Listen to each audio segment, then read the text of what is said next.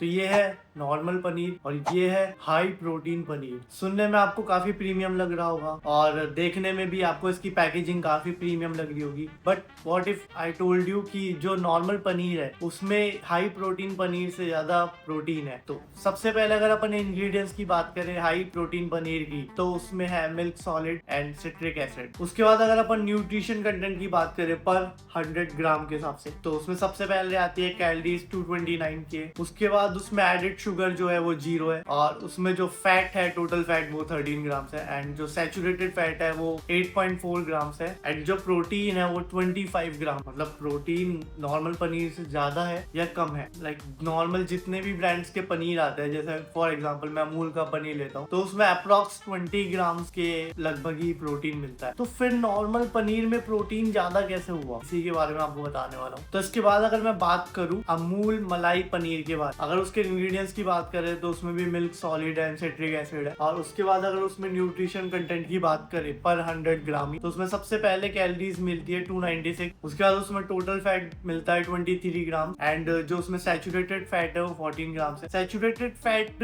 Mainly जो milk product है उसमें ज्यादा ही रहता है, लाइक उसमें भी 8.4 ग्राम था, इसमें भी 14 ग्राम है। तो सैचुरेटेड फैट का संग यही है कि जहाँ पे मिल्क प्रोडक्ट्स होते हैं तो इसमें हाई मिल्क क्वांटिटी यूज करी जाती है स्मॉल क्वांटिटी ऑफ पनीर को बनाने में। इसकी वजह से जो सैचुरेटेड फैट है उसका परसेंटेज और उसकी क्वांटिटी जो है वो इंक्रीज हो जाती है। इसमें भी एडेड शुगर 0 है और इसमें प्रोटीन जो है वो 20 ग्राम ही है। अगर मैं और चीजों को साइड में रख के सिर्फ प्रोटीन की बात करूँ, जो एपिगामिया का हाई प्रोटीन पनीर है उसमें बड़ी बड़ी ब्रांडिंग करके लिखा गया है हाई प्रोटीन पनीर, एंड जो अमूल का पनीर आता है अमूल मलाई पनीर उसमें ऐसा कुछ भी नहीं है। अगर मैं दोनों की MRP की बात करूँ तो जो एपिगामिया का हाई प्रोटीन पनीर है उसकी MRP है 200 रुपीज एंड जो अमूल मलाई पनीर है उसकी MRP है 92 रुपीज। अगर अपन एपिगामिया के हाई प्रोटीन पनीर की प्राइस को ब्रेक डाउन करें, अप्रॉक्स पनीर की कॉस्ट वो आ रही है 4 रुपीज पर ग्राम। और यही अगर मैं अमूल मलाई पनीर की जो कॉस्ट को ब्रेक डाउन करता हूँ तो इसकी कॉस्ट आ रही है 2.3 रुपीज पर ग्राम। तो आप देखिए डिफरेंस जो हो गया 1.7 रुपीज पर ग्राम का डिफरेंस हो चुका है ये प्रोटीन के हिसाब से। अगर मैं अमूल के प्रोडक्ट में 200 रुपीज स्पेंड करता हूँ तो मुझे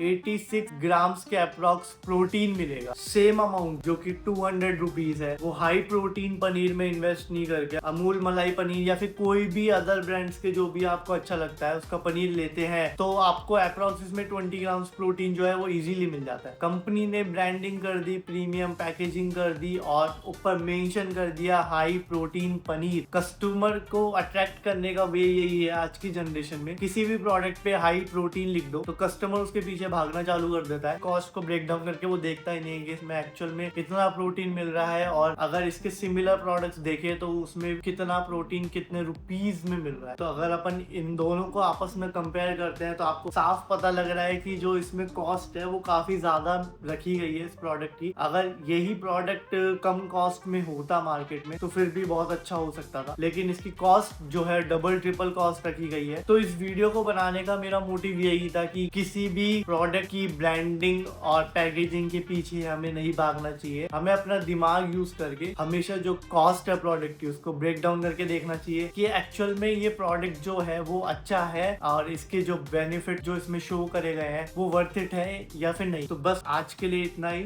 यही था आज की वीडियो में। अगर आपको वीडियो अच्छी लगी है तो प्लीज लाइक करना ना भूलिए, चैनल को सब्सक्राइब करना ना भूलिए एंड आप नीचे कमेंट्स में बता सकते हैं कि आप कौन सी ब्रांड का पनीर खाना ज्यादा प्रेफर करते हैं एंड उसमें कितना ग्राम्स ऑफ प्रोटीन होता है। बाकी मिलेंगे नेक्स्ट वीडियो में, तब तक के लिए bye. My name is Anand Gupta.